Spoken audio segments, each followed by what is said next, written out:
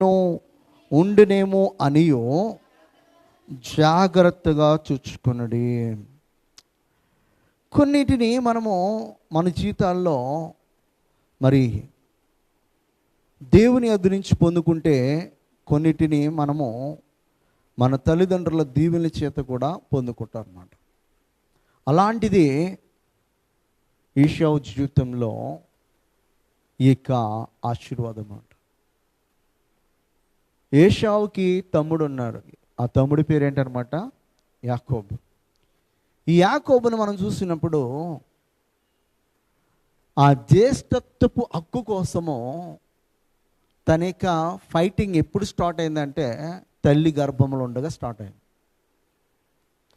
తల్లి గర్భంలో ఉండగా ఇద్దరు పిల్లలు కొట్టుకుంటున్నారంటే దేనికి కొట్టుకుంటున్నారంటే, నేను ముందెళ్తా అని చెప్పి ఏశావు అంటే కాదు, నేను వెళ్ళాలని చెప్పేసి యాకోబు అంటున్నాడు. ఎందుకు యాకోబు నేను వెళ్ళాలని చెప్పేసి తన అన్నతో ఫైట్ చేస్తున్నాడంటే, ఇజ్రాయిలీలో జ్యేష్ఠుడు మాత్రమే జీనియాలజీలో లెక్కింపులోకి వస్తాడు. అంటే వంశావళిలో లెక్కించదగినటువంటి వ్యక్తి ఎవరంటే మొదటివాడు, ఫస్ట్ బోర్న్. ఆ ఫస్ట్ బోర్న్ నేను అవ్వాలని చెప్పేసి యాకోబు తల్లి గర్భంలో ఉండగా తన అన్నతో ఏం చేస్తున్నాడు అన్నమాట? గొడవ ఆడుతున్నాడు, ఫైట్ చేస్తున్నాడు. నేను వెళ్ళాలి, నేనే ముందు వెళ్ళాలని చెప్పేసి. అయితే యాక్చువల్గా పెద్దవాడు ఎవరన్నమాట? ఏశావే. అంటే కొన్ని సెకండ్లో, కొన్ని నిమిషాలు, కొన్ని గడియలు, అంటే తల్లి గర్భంలో రూపింపబడేటప్పుడే నేను చెప్పేది, తల్లి గర్భంలో రూపింపబడేటప్పుడే పెద్దవాడు ఎవరన్నమాట? ఏశావే.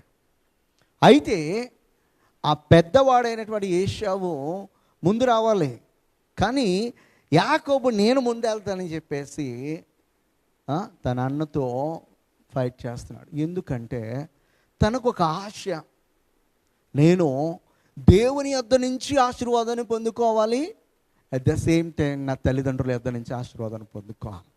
నేను యేసుక్రీస్తు యొక్క వంశావళిలో నా పేరు ఉండాలి, నా వంశం ఉండాలి అని చెప్పేసి యాకోబు తన అన్నతో ఏం చేస్తున్నాడు అన్నమాట? యుద్ధం చేస్తున్నాడు అక్కడ లోపల. అంటే ఆశీర్వాదము కొరకు తను ఎక్కడ ఆరంభమైందంటే తల్లి గర్భంలోనే తన ఆసక్తితో ఎదురు చూస్తూ ఉన్నాడు. దేవుడు పక్షపాతి కాదు. పెద్దవాడు చిన్నవాడికి దాసుడు అవుతాడని చెప్పేసి తల్లి గర్భంలో ఉండగానే దేవుడు నిర్ణయించాడంటే, దేవుడు నిర్ణయించేస్తే ఇంకా అది అలాగే జరుగుతుంది అని చెప్పేసి మనుషులు చాలా సింపుల్గా దేవుడు అన్యాయస్తుడని చెప్పేసి అనుకుంటారు. కాదు, దేవుడు అన్యాయస్తుడు కాదు. యాకోబు తను ముందు వెళ్ళడానికి ఆశపడుతున్నాడు. ఆ జ్యేష్ఠత్వం కోసము ఎలా చూస్తున్నాడంటే, ఎప్పుడు దొరికిద్దా దాన్ని నేను పొందుకోవాలా అని చెప్పేసి ఎదురు చూస్తున్నాడు అన్నమాట. దానికోసము తను తల్లి గర్భంలో అన్నతో పోరాడాడు.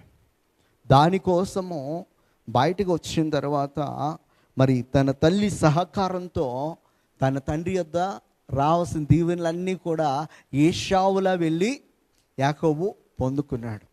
పొందుకుని పారిపోతూ వెళ్ళిపోతున్నప్పుడు మరి బెతేలులో దేవుడు తను దర్శించాడు. మరలా తన మామ ఇంటికి వెళ్ళి అక్కడ కొలువు చేసి తన సంపదను అంతటిని కూడా తీసుకుని వస్తున్నప్పుడు తన మామ అయినటువంటి లాబాను తన్ని నాశనం చేయాలని కత్తి పట్టుకుని వస్తూ ఉంటే దేవుడు అక్కడ సమాధానాన్ని కలుగజేసి తన మామ యొక్క మరి కుట్ర నుంచి, కోపాన్ని నుంచి దేవుడు కాపాడి తన్ని బయటికి తీసుకొచ్చాడు. బయటకు వస్తున్నప్పుడు కొన్ని సంవత్సరాల తర్వాత తన అన్న ఉన్న చోటుకి వెళ్తూ ఉన్నాడు. తన అన్న ఉన్న చోటుకి వెళుతున్నప్పుడు తన అన్న తన్ని చంపేస్తాడని చెప్పేసి హెబ్రోను రేవులో ఒంటరి వాడే దేవుని సన్నిధిలో దేవునితో మరి ఏం చేస్తున్నాడన్నమాట? విజ్ఞాపన చేస్తున్నాడు, ప్రార్థన చేస్తూ ఉన్నాడు. ఎలాంటి ప్రార్థన అంటే, దేవుడే తనకి ప్రత్యక్షమైతే ఆ దేవుని యొక్క కాళ్ళు పట్టుకుని విడిచిపెట్టట్లే. నన్ను యాకోబుగా కాదు, నన్ను ఆశీర్వాదంగా మార్చు, నన్ను దీవించు, నన్ను దీవిస్తేనే తప్ప నేను నిన్ను విడిచిపెట్టనని చెప్పేసి మొండి పట్టుదల కలిగిన వాడే ప్రార్థన చేస్తూ ఉన్నాడు. ఆ మొండు పట్టుదలను చూసి దేవుడు ఏం చేస్తాడంటే తన యొక్క తుంటి నరం మీద కొట్టాడని. తన యొక్క నరం మీద కొట్టినప్పటికీ కూడా కుంటుకుంటూ దేవుడిని ఏం చేస్తాడనమాట, బ్రతిమాలుతూ ఉన్నాడు. బ్రతిమాలుతూ ఉంటే ఇంకా తెల్లారిపోతుందయ్యా, నన్ను విడిచిపెట్టంటే నేను విడిచిపెట్టనయ్యా, నన్ను దీవించు, నన్ను దీవిస్తేనే కానీ తప్ప నేను నిన్ను విడిచిపెట్టే ప్రసక్తే లేదయ్యా అని చెప్పేసి అంత గట్టిగా పట్టుకున్నాడు దేవుణ్ణి. అప్పుడు ఇక ముందు నీ పేరు యాకోబు అనబడదు కానీ ఆశీర్వాదం అనబడుతుంది అన్నాడు. ఆశీర్వాదం అంటే ఇశ్రాయేలు. హల్లెలూయా, హల్లెలూయా. చాలామంది తెలుగులో ఆశీర్వాదం అని పెట్టుకుంటారు. ఆశీర్వాదం అంటే ఇండైరెక్ట్గా ఏంటనమాట, ఇజ్రాయేల్ అని. హల్లెలూయా. ఇక ముందు నీ పేరు ఇజ్రాయేలు. ఒక మనుషుని యొక్క పేరు దేవుడు ఇప్పటి వరకు కూడా భూమి మీద ఉంచాడంటే ఆ మనిషిలో ఉన్నటువంటి పట్టుదల మనము చూడాలి. ఆ మనిషిలో ఉన్నటువంటి ప్రార్థన జీవితాన్ని మనం చూడాలి. ఆ మనిషి మోసం చేశాడని చెప్పేసి చాలా సింపుల్గా చెప్పేస్తారు చాలామంది సేవకులు. ఎక్కడ మోసం చేశాడు, ఏ విషయంలో చేశాడు చెప్పమనండి. క్లియర్గా ఎవరు చెప్పలేరు. ఎందుకంటే తల్లి గర్భములో ఉండగానే ఆ తల్లి అయినటువంటి రిబ్కా దేవుని సన్నిధానానికి వెళ్ళి, నా గర్భంలో ఉన్నటువంటి శిశువులు కొట్టుకుంటున్నారయ్యా, ఈ బాధని భరించలేకపోతున్నాను, దీనికి ఒక పరిష్కారం నాకు ఇవ్వ అని చెప్పేసి అన్నీ అడిగినప్పుడు, అమ్మా నీ యొక్క గర్భంలో 2 జనాలు ఉన్నారు. ఆ 2 జనాల్లో ఒకడు నా చేత ఆశీర్వదింపబడడానికి అక్కడ నీ గర్భంలో ఉండగా తన అన్నతో యుద్ధం చేస్తూ ఉన్నాడు గనుక నేను ఆశీర్వదిస్తున్నాను అని చెప్పేసి దేవుడు ఆ రోజునే చెప్పాడు. ఆశీర్వదింపబడినటువంటి యాకోబు ఇజ్రాయిల్గా మార్చబడ్డాడు. ఆ ఇజ్రాయేల్గా మార్చబడ్డానికి ఆ తల్లి ఏం చేసిందన్నమాట, తండ్రి వద్ద రావాల్సిన దీవెనలన్నీ కూడా నువ్వు పొందుకుంటేనే ఆశీర్వదింపబడతావు నాయన. నీ అన్న వేటకెళ్ళాడు, వేటకెళ్ళి ఆ యొక్క జంతువుని తీసుకుని వచ్చి ప్రిపేర్ చేసేలోపు మన మందలో నుంచి ఒక జంతువు నేనే ప్రిపేర్ చేస్తాను, నీ అన్న చేసినట్లుగా నీ అన్నలాగా నువ్వు వెళ్ళని చెప్పేస్తాను. తల్లి సహకరించింది. ఎందుకు సహకరించింది? దేవుని యొక్క ప్రామిస్, దేవుని యొక్క వాగ్దానం నెరవేర్చడానికి రిబ్కా యాకోబుకి సహకరించింది. అంతే. అక్కడ తను మోసం చేసినట్టుగా మనం చూడకూడదు. దేవుడు చెప్పలేదు. దేవుడు చెప్పాడా యాకోబు నువ్వు నన్ను మోసం చేస్తావని? చెప్పలే, ఎక్కడా చెప్పలే. మనోళ్ళు ఏంటంటే సింపుల్గా ఆ అర్థాన్ని పట్టుకుని చెప్పుకుంటూ పోతారు. హల్లెలూయా. అలా మోసకారిని దేవుడు ఆశీర్వదించి ఒక జనంగా చేస్తే దేవుణ్ణి మనం ఏమంటాం, దేవుడే పెద్ద మోసగాడు అని. దేవుడు మోసకాన్ని చేసినట్టు అవుతుంది. అర్థమైందా? కనుక ఇక్కడ మనం చూసినట్లయితే యాకోబుని దేవుడు ఆశీర్వదించడానికి, ఏశావుని ద్వేషించడానికి గల కారణం ఏంటంటే, ఏశావు పుట్టడము మొదటి వాడుగానే పుట్టాడు కానీ తన తండ్రి వద్ద నుంచి వస్తున్నటువంటి ఆ ఆశీర్వాదం కొరకు అతడు అంతగా ప్రాకులాడినట్టుగా కనపడదన్నమాట. కానీ యాకోబు ఆ ఆశీర్వాదం కొరకు ఎంతగా ప్రాకులాడాడంటే తనకి ఊహ తెలియనప్పుడే, మంచి చెడులకు మరి వ్యత్యాసం తెలియనప్పుడే, ఆ జ్ఞానం లేనప్పుడే ఆ యొక్క ఆశీర్వాదం కొరకు ఎదురు చూశాడు అనమాట. ఆ ఆశీర్వాదం కోసం ఎదురు చూసి దాన్ని పొందుకుని పారిపోయాడు. ఆ ఆశీర్వాదం కావాలని తర్వాత ఏశావు తన తండ్రి వద్దకు వెళ్ళి ఏడ్చి ఏడ్చి ఏడ్చి లాస్ట్లో ఒక మాట అంటాడు, ఒక్క ఆశీర్వాదమైనా మిగిలిందా నా తండ్రి అని అడుగుతాడు.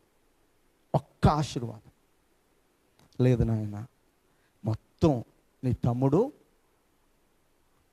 తీసేసుకున్నాడు, మొత్తం దీవెలన్నీ కూడా నా దగ్గర నుంచి తీసేసుకున్నాడు అని చెప్పేసి ఇస్సాకు చెప్తాడు.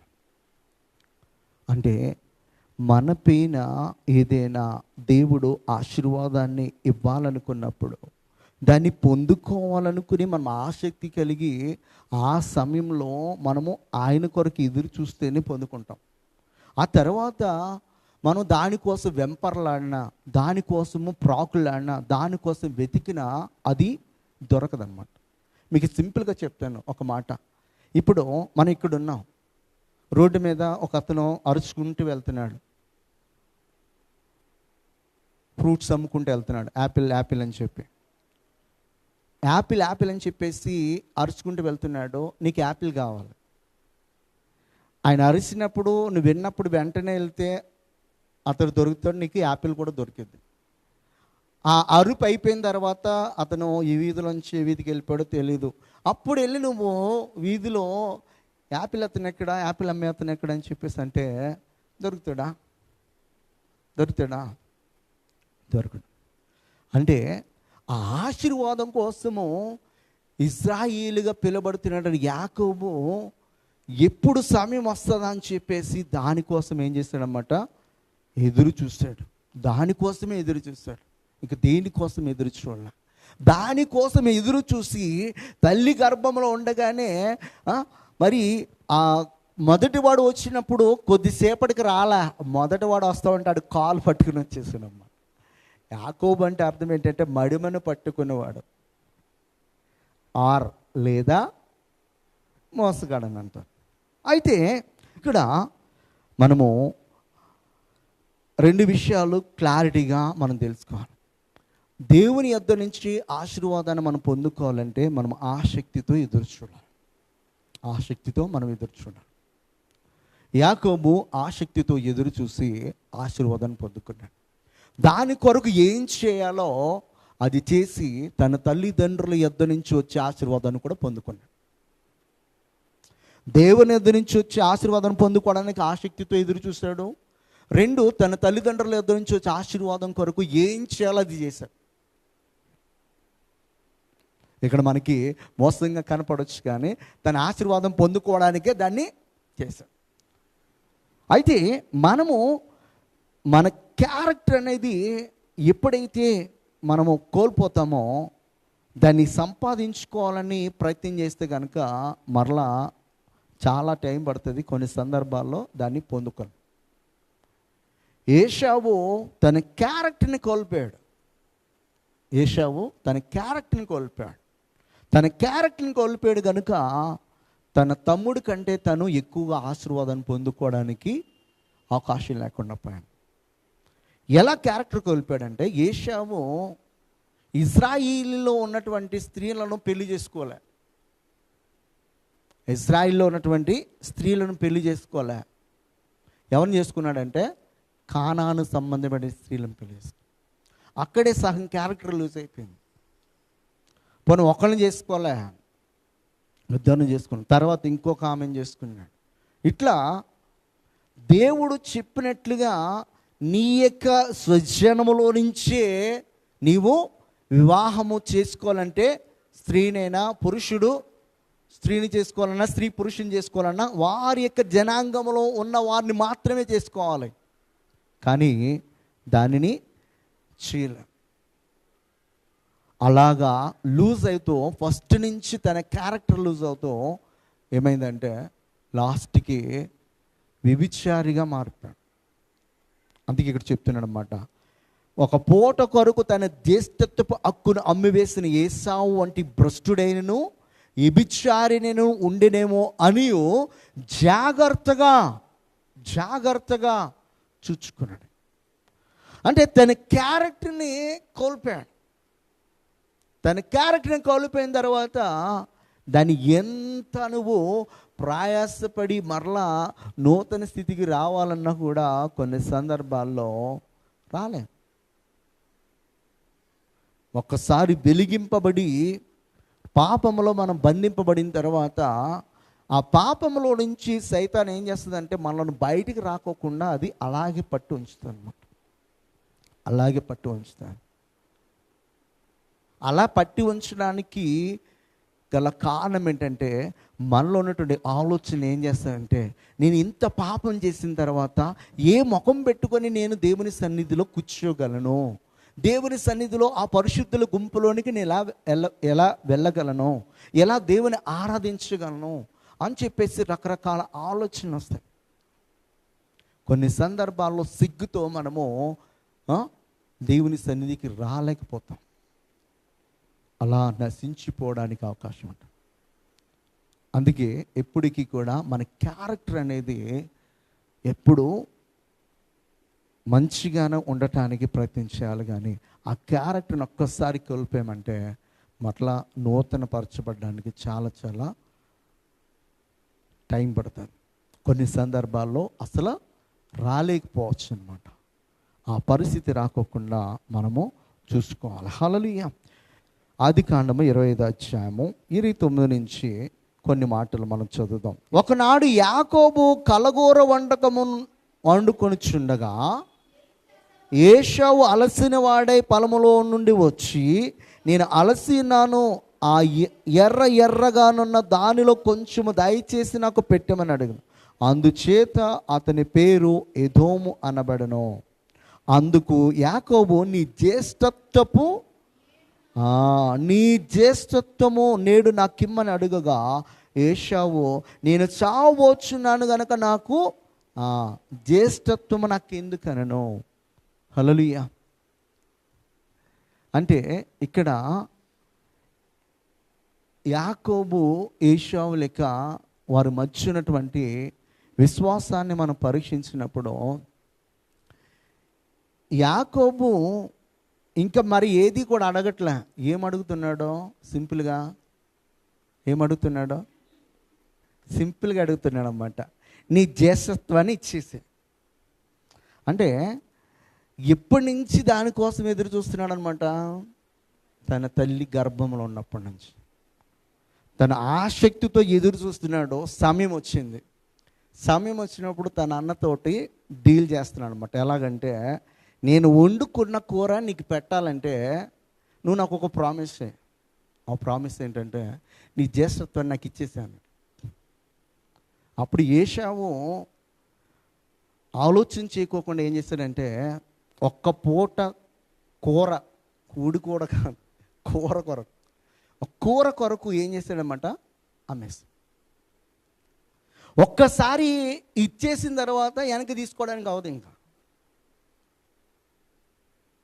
అంటే ఎప్పుడైతే తన నోటితోటి ఏమన్నాడంటే, చనిపోయేవాడికి జ్యేష్ఠత్వంతో ఇక పనేముంది, తీసేసుకో, నాకు మాత్రము నువ్వు వండుకున్న ఆ ఎర్రని చిక్కుడుగాయల కూర పెడితే చాలు అని చెప్పేసి ఆ కూరతో భోజనం చేసుకుని అయిపోయాను. యాకోబుకి రావాల్సినటువంటి ఆశీర్వాదము తన అన్న దగ్గర నుంచి ప్రామిస్ రూపంలో తీసేసుకున్నాడు. ఆ ప్రామిస్ రూపంలో తీసుకున్న దాన్ని ఫుల్ఫిల్మెంట్ దిశగా తను ఏం చేసుకుంటే వెళ్ళాడన్నమాట. ముందుకు వెళతా ఉన్నప్పుడు తన తల్లి కూడా తనని సహకరించింది. తన తల్లి సహకారంతో తండ్రి వద్ద నుంచి రావాల్సినటువంటి ఆశీర్వాదాన్ని పొందుకున్నాడు. అక్కడి నుంచి ఎస్కేప్ అయ్యాడు. అంటే ఆసక్తితో నువ్వు ఎదురు చూస్తే దేవుడు నీకు ఎలాంటి ఆశీర్వాదాన్ని ఇస్తాడు అనడానికి యాకోబు యొక్క జీవితాన్ని మనం చూసినప్పుడు మనకు అర్థమవుతుంది. యాకోబు యొక్క జీవితాన్ని చూసినప్పుడు యాకోబును దేవుడు అంత ఇదిగా ఆశ్రదించడానికి గల కారణం అదే. తను ఒక్కసారి గనక ప్రార్థించడం మొదలు పెడితే తన జీవితంలో దాన్ని పొందుకునేంత వరకు కూడా దేవుని సన్నిధిలో మోకరించిన వాడు మోకరించినట్లుగానే ఉంటాడు అనడానికి బైబిల్ గ్రంథంలో ఎన్నో రుజువులు ఉన్నాయి. దేవుడే తనని స్వరంతో మాట్లాడి తన్ని నేను ఆశీర్వదిస్తున్నాను అనే ఒక మాట తనతో చెప్పేంత వరకు కూడా అక్కడి నుంచి లేచే మనస్తత్వం లేదనమాట యాకోబుకి. అలాంటి వ్యక్తిత్వం ఉన్నవాడు కనుకనే దేవుడు ఏం చేస్తాడంటే, చిన్నవాడైనటువంటి యాకోబుని దేవుడు ఆశీర్వదించి యేసుక్రీస్తు యొక్క వంశావళిలోనికి దేవుడు తీసుకుని వెళ్ళడం జరిగింది. నీ పరిస్థితిని చూడొద్దు, నీ శక్తిని చూడొద్దు, నీ జ్ఞానాన్ని చూడొద్దు. దేవుని యొక్క శక్తిని, దేవుని యొక్క జ్ఞానాన్ని, దేవుని యొక్క ఆశీర్వాదాన్ని కనుక చూస్తే నువ్వు నీ యొక్క కుటుంబంలో చిన్నదాని కావచ్చు, బలహీనరాలు కావచ్చు, జ్ఞానం లేనిదానిగా ఉండొచ్చు, కానీ నిన్ను బలవంతురాలుగా, జ్ఞానవంతురాలుగా అనేకుల ముందర తన నామాన్ని ఘనపరుచుకోవడానికి ఒక శ్రేష్టమైన పాత్రగా కూడా దేవుడు వాడుకోగలడు. అయితే దేవుడు ఆ 2011లో దేవుడు నాతో మాట్లాడినటువంటి ఆ మాటలను బట్టి నేను ఎప్పుడైతే నిర్ణయం తీసుకుని దేవునిలోనికి సాగడం మొదలుపెట్టానో, ఆ ఒక్క సంవత్సరంలోనే బైబిల్ ఎక్కడైతే నేను ఆపేసానో అక్కడి నుంచి స్టార్ట్ చేసి చివరి వరకు చదివి, మరలా చివరి నుంచి మొదటి వరకు వచ్చి మొదటి నుంచి చివరి వరకు చదివేసరికి బైబిల్ అంటే ఏంటనేది ఒక అర్థమయ్యే విధంగా దేవుడు నాకు ఆ జ్ఞానాన్ని ఇచ్చాడు. ఆ జ్ఞానాన్ని ఇవ్వడం మాత్రమే కాదు, కానీ వెంటనే పరిచర్లోనికి నేను ఇన్వాల్వ్ అవ్వడానికి దేవుడు కృప చూపించు. దేవుని యొక్క కృప ఉండాలంతే. మనం ఎన్నిసార్లు చదవమనేది కాదు, మనం 2-3 సార్లు చదివినా కూడా దానిలో ఉన్నటువంటి ఎసెన్స్ని అర్థం చేసుకునే జ్ఞానము దేవుడు మనకి ఇస్తేనే కానీ తప్ప మనం ఏం చేయలేం. కొంతమంది 100 సార్లు చదివినా కూడా అబ్రహాముకి ఇస్సాకు ఏమవుతాడు, ఇస్సాకు యాకోబు ఏమిటి, యాకోబుకి ఎంతమంది కుమారులు, వారు ఎక్కడి నుంచి వచ్చారు, ఎక్కడికి వెళ్ళారు, ఏం చేస్తారు, ఏంటి ఈ ఆశీర్వాదం ఎలా వచ్చిందనేది చాలామందికి తెలియదు. కానీ నేను ఎప్పుడో చదివింది ఇప్పటి వరకు కూడా నేను బోధిస్తాను అన్నాను. ఏంటంటే దేవుడు అంత కృప చూపించాడు. మన బలాన్ని మన జ్ఞానాన్ని కాదు. యాకోబు తన బలాన్ని తన జ్ఞానాన్ని ఆధారం చేసుకున్నాడు. యాకోబు దేన్ని ఆధారం చేసుకున్నాడు? దేవుని ఆధారం చేసుకున్నాడు. దేవుని యొద్ద నుంచి వచ్చి ఆశీర్వాదాన్ని మొట్టమొదటగా పొందుకున్నాడు. రెండోది, ఆ ఆశీర్వాదాన్ని నిలబెట్టుకోవడానికి ఎలా నేను నా యొక్క ప్రయాణాన్ని కొనసాగించాలని చెప్పేసి ఆ ప్రయాణం గుండా వెళ్ళటంలోనే తన తండ్రి యొద్ద నుంచి ఆశీర్వాదాన్ని కూడా పొందుకున్నాడు. హల్లెలూయా. దానిలో భాగంగానే సమయం వచ్చినప్పుడు తన అన్న ఆకలితో ఉన్నప్పుడు డీల్ చేస్తున్నాడు అన్నమాట. ఏమనంటే, నీ జ్యేష్ఠత్వాన్ని ఇస్తే ఈ కూర నీకు ఇస్తా, లేకపోతే ఏమన్నాడు. ఈ చిన్నదానికి అంత పెద్దది ఇవ్వాలా అని చెప్పేసి ఆలోచన చేశాడా? చిన్నది అది. ఒక పూట కూటి కొరకు తన జ్యేష్ఠత్వాన్ని అమ్మేయడం అంటే చాలా చిన్నది. అది చాలా చిన్న మ్యాటర్. ఆ చిన్న మ్యాటర్ని నేను దీని కొరకు ఎందుకు ఇచ్చేయాలి అని చెప్పేసి ఆలోచించాను. భ్రష్టుడు అంటున్నాడు అక్కడ. అలాంటి భ్రష్టత్వం మీలో ఉంటుందేమో అని చెప్పేసి జాగ్రత్తగా చూసుకోండి అని చెప్పేసి చెప్తున్నాడు అనమాట. హల్లెలూయా, హల్లెలూయా. ఒక మాట మనం చదువుకుందాం. 25వ అధ్యాయంలో 22వ వచనము. ఆమె గర్భములో శిశువులు ఒకరినొకడు పెనుగులాడిరి గనుక ఆమె ఇలాగైతే నేను బ్రతుకుట ఎందుకని అనుకుని ఈ విషయమై యెహోవాను అడుగ వెళ్ళెను. అప్పుడు యెహోవా ఆమెతో ఇట్లనెను, 2 జనములు నీ గర్భములో కలవు, 2 జనపదములు నీ కడుపులో నుండి ప్రత్యేకముగా వచ్చును. ఒక జనపదము కంటే ఒక జనపదము బలిష్టమై ఉండును. పెద్దవాడు చిన్నవానికి దాసుడొగనని ఆమెతో చెప్పాను. హల్లెలూయా. ఈ మాట ఆమె గుర్తుపెట్టుకుంది. ఎవరో? రిబ్కా గుర్తుపెట్టుకుంది. ఈ మాట రిబ్కా గుర్తుపెట్టుకొని పెద్ద కొడుక్కి అన్యాయం చేయాలని కాదు, కానీ చిన్న కొడుకుపై దేవుని యొక్క ప్రణాళిక ఉంది కనుక, దేవుని యొక్క ఆశీర్వాదం ఉంది కనుక, ఈ కుమారుని దేవుడు ఎన్నుకుంటున్నాడు కనుక, ఈ కుమారుని ఇస్సాకు యొక్క వంశావళిలోనికి తీసుకుని రాబోతున్నాడు కనుక దీనిని మనము నెరవేర్చాలి అని చెప్పేసి రిబ్కా జ్ఞానముగా ప్రవర్తించింది. చెప్పాలంటే జ్ఞానముగా ప్రవర్తించింది. ఆ జ్ఞానముగా ప్రవర్తించటంలోనే తన యొక్క మరి పెద్ద కుమారుడికి రావాల్సినటువంటి ఆశీర్వాదాన్ని చిన్న కుమారుడికి వచ్చేలాగా తండ్రి వద్దకు తన అన్న వలె వేషాన్ని ధరించి అక్కడికి పంపించడం జరిగింది. హల్లెలూయా. కనుక మనము ఈ యొక్క విషయాన్ని గమనించినప్పుడు యాకోబు తన అన్న కంటే ఎక్కువ ఆశీర్వాదాన్ని పొందుకోవడానికి గల కారణం ఏంటంటే తనలో ఉన్నటువంటి ఆసక్తి అలాంటిదన్నమాట. ఇదే మనం చూస్తే మరి అబ్రహాం యొక్క కుమారులలో ఇస్సాకు తర్వాత ఇస్సాకు నుంచి ఏశావుకు రావాలి, కానీ ఏశావుకు రాలేదు, యాకోబుకి వెళ్ళింది. యాకోబు తర్వాత ఎవరికి రావాలంటే రూబేనికి రావాలి. ఎవరికి రావాలి? రూబేనికి రావాలి. రూబేని జ్యేష్ఠుడు, కానీ రూబేనికి ఆశీర్వాదం రాలే. ఎవరికి వెళ్ళిందంటే యూదాకి వెళ్ళింది. యూదాలో మరలా యూదాకు పుట్టినటువంటి మొదటి 2 కుమారులకి ఆశీర్వాదం రాలే. ఆ తర్వాత వస్తున్నటువంటి పేరేషు జిరేష్లో పెద్దవాడికి రాలేదు, కానీ చిన్నవాడికి వచ్చింది ఆశీర్వాదం. ఎందుకంటే అక్కడ అతను కూడా ముందు రావడానికే ప్రయత్నం చేశాడు, జ్యేష్ఠత్వం కోసము ఎదురు చూశాడు. చూడండి, అబ్రహాము ఇస్సాకు తర్వాత ఏశావు రావాలి, కానీ ఏశావు కొట్టివేయబడ్డాడు. ఎవరు వచ్చారన్నమాట? యాకోబు వచ్చాడు. యాకోబు తర్వాత రూబేన్ రావాలి. రూబేను తర్వాత వచ్చిన ఇంకో కుమారుడు కొట్టివేయబడ్డాడు. 4వ వాడైనటువంటి యూదా లైన్లోకి వచ్చాడు. యూదా వచ్చిన తర్వాత యూదాలో నుంచి వచ్చిన మొదటి 2 కూడా చనిపోయారు. ఆ తర్వాత వచ్చిన కవలల్లో చిన్నవాడు లైన్లోకి వచ్చాడు. అంటే ఆశీర్వాదం అనేది పెద్దవాడా చిన్నవాడా అనేది కాదు, కానీ నీ యొక్క ఆసక్తిని బట్టి దేవుడు నిన్ను ఆశీర్వదిస్తాడు. హల్లెలూయా.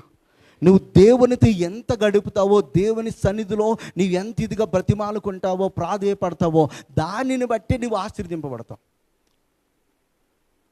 చిన్న చిన్న ఆనందాల కొరకు దేవుని సన్నిధిని కానీ, దేవుడు మన మీద ఉంచినటువంటి అభిషేకాన్ని కానీ మనం అమ్మి వేసుకునే వారముగా మనం ఉంటే కనుక, దాన్ని అమ్మి వేసుకున్న తర్వాత, దాన్ని పోగొట్టుకున్న తర్వాత మనము ప్రాకులాడితే మనం పొందుకోలేం మరలా.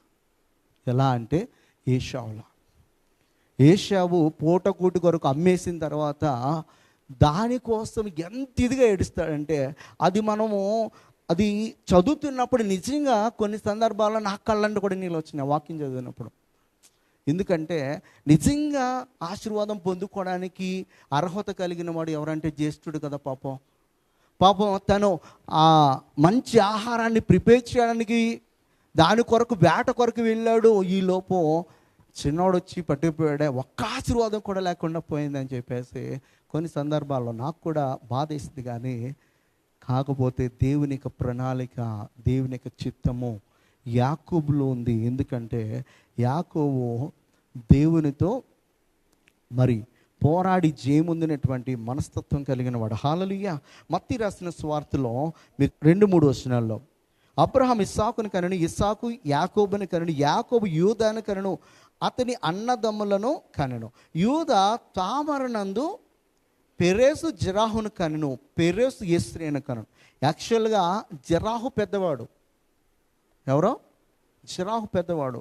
ఎవరో పెరేసు చిన్నవాడైనప్పటికీ కూడా చిన్నవాడే యేసుక్రీస్తు వంశావళిలోనికి వచ్చాడు. అంటే నీ ఆసక్తిని బట్టి దేవుని యొక్క ఎన్నికలోనికి నువ్వు వస్తావు అన్నమాట. దేవుని ఎడల నీకున్న ఆసక్తి నేనేం చేస్తుందంటే దేవుని దృష్టిలోనికి తీసుకుని వస్తుంది.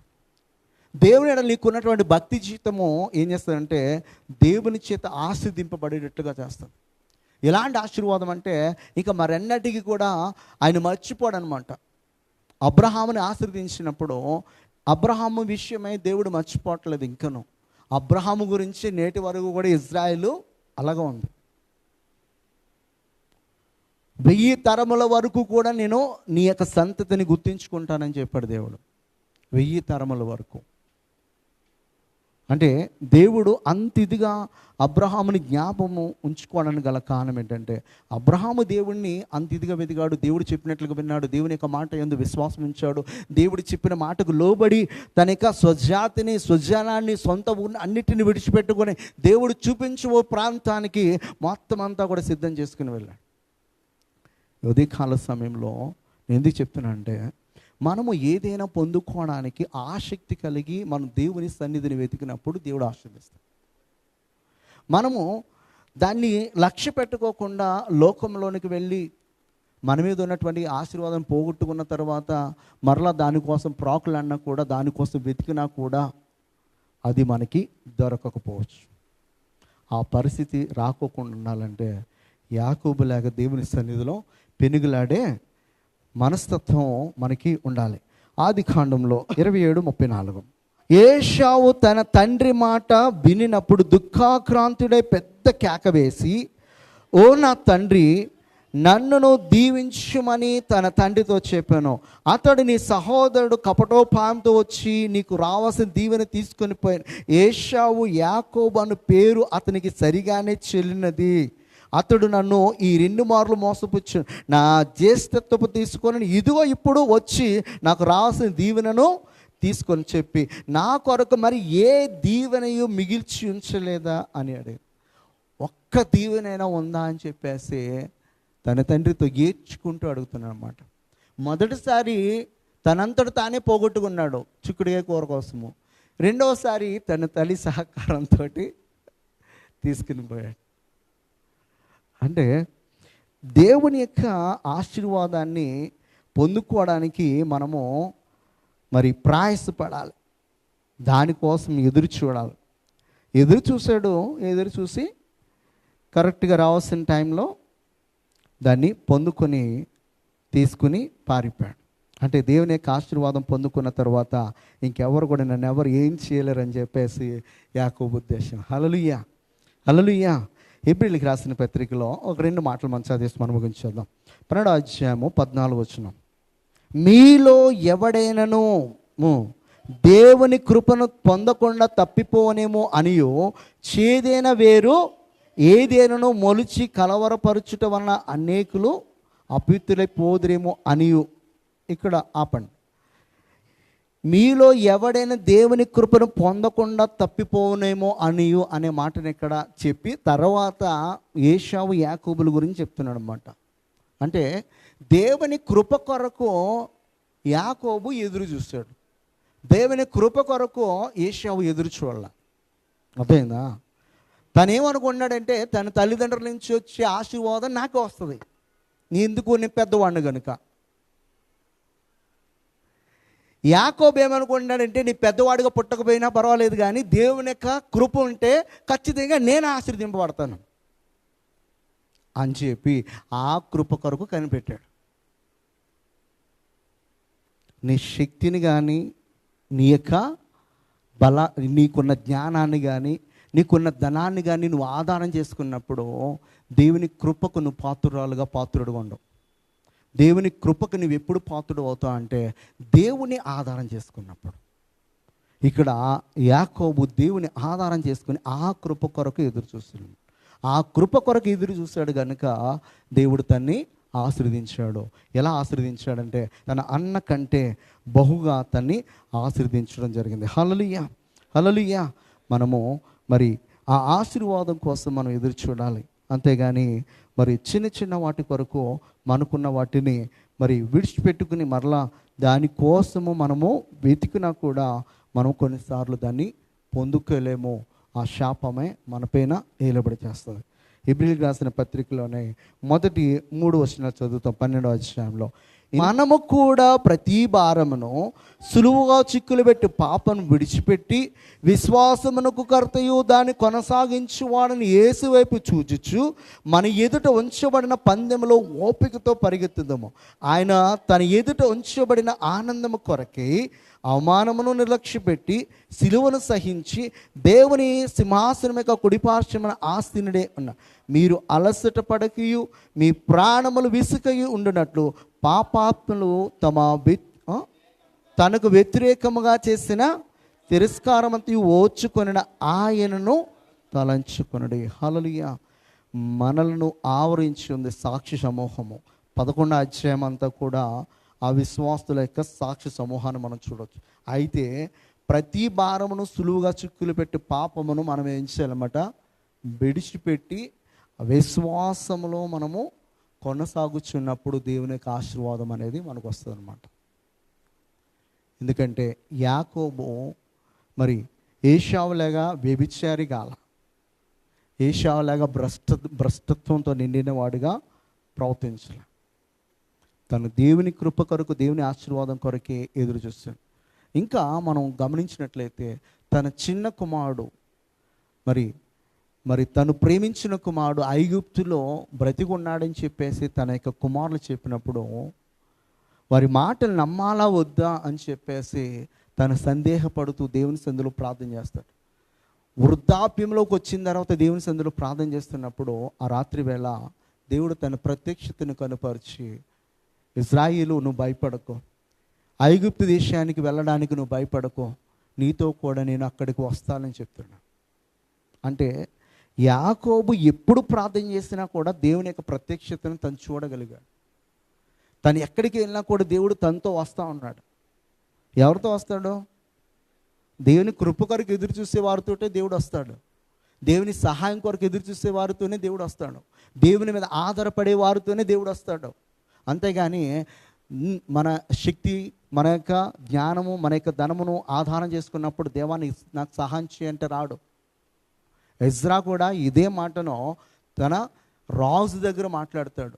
మేము ఈ యొక్క బబులోని దేశం నుంచి యెరూషలేముకు వెళుతున్నప్పుడు దేవుని హస్తము మాకు తోడుగా వస్తుంది, మాకు నీవు పంపించే సైన్యము సహాయం మాకు అవసరం లేదు, వారు మాకు కాపలిగా ఏ సైన్యం కూడా అవసరం లేదు, మార్గమధ్యంలో ఏ దొంగల భయం ఉన్నప్పటికీ కూడా ఆ దొంగల నుంచి మా యొక్క సామాన్లను, మాకున్నటువంటి ఈ యొక్క ధనాన్ని, మాకున్నటువంటి ఈ యొక్క వస్తువులన్నిటిని కాపాడడానికి యెహోవా దేవుని యొక్క హస్తము మాకు తోడుగా వస్తుందని చెప్పేసి విశ్వాసంతో రాజు ఎదుట మాట్లాడి తన ప్రయాణాన్ని కొనసాగించాడు బబులోను దేశం నుంచి ఇశ్రాయేలు దేశం. మార్గమధ్యంలో ఎలాంటి పరిస్థితుల్లో వాళ్ళకి వ్యతిరేకంగా లేకోకుండా చక్కగా వాళ్ళ ప్రయాణాన్ని కొనసాగించి యెరూషలేము చేరుకున్నారు. అంటే నీ యొక్క విశ్వాస జీవితం ఎప్పుడు కూడా దేవుని కృప కొరకు ఎదురు చూసేది ఉండాలి. దేవుని యొక్క శక్తిని ఆశ్రయించేది ఉండాలి.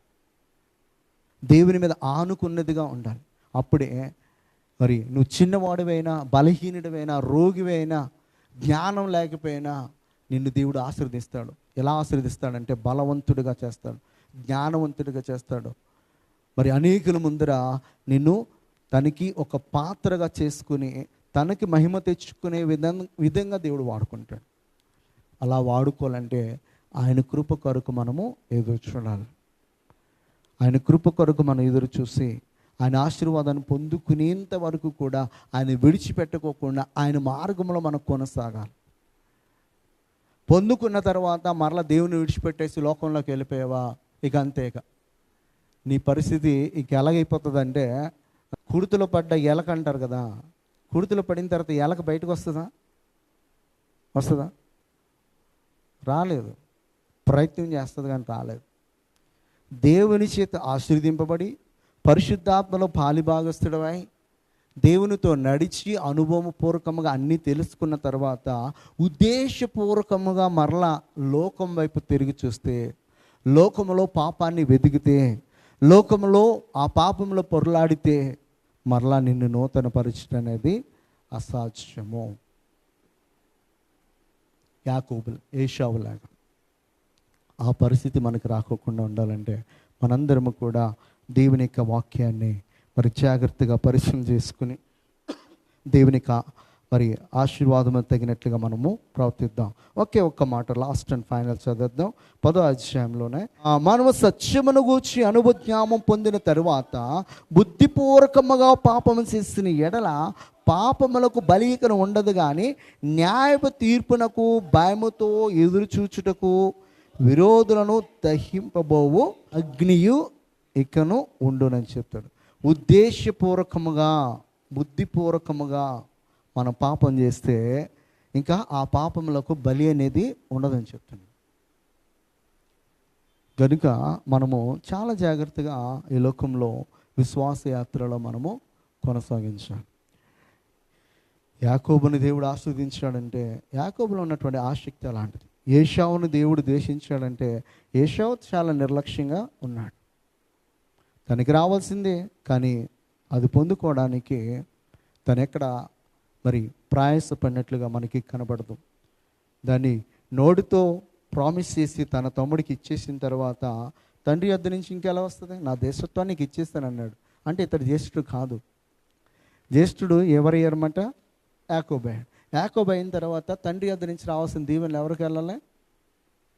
యాకోబుకే వెళ్ళాలి. ఎందుకంటే దేవుడు కూడా తన్ని దీవించాడు కనుక. సో మరి దాన్ని పోగొట్టుకున్న తర్వాత ప్రయాసపడ్డాడు, కానీ దొరకలే. ఈ రోజున మనము వెలిగింపబడ్డాము, దేవుని యొక్క సన్నిధానానికి వస్తున్నాము. దేవుడు అంటే ఏంటో మనకు తెలుసు, ఆయన ఆశీర్వాదం ఎలాగుంటుందో తెలుసు, ఆయన కార్యాలు ఎలాగుంటాయో తెలుసు. ఇవన్నీ తెలిసిన తర్వాత ఉద్దేశపూర్వకంగా మరలా మనము లోకం వైపు చూస్తే, మరలా పాపంలో పొరలాడితే ఇంకా దేవుని యొద్ద నుంచి వచ్చేది కృప కాదు, ఏదన్నమాట జడ్జిమెంట్ వస్తుంది. తీర్పు కోసము ఎదురుచున్నాం. తీర్పు కోసం ఎదురు చూసేవారంగా కాదు, కానీ దేవుని ఆశీర్వాదం కోసం ఎదురు చూసేవారుగా ఉందాం. అటువంటి కృప దేవుడు మనకు అనుగ్రహించును గాక. ఆమేన్. ప్రార్థన చేసుకుందాం.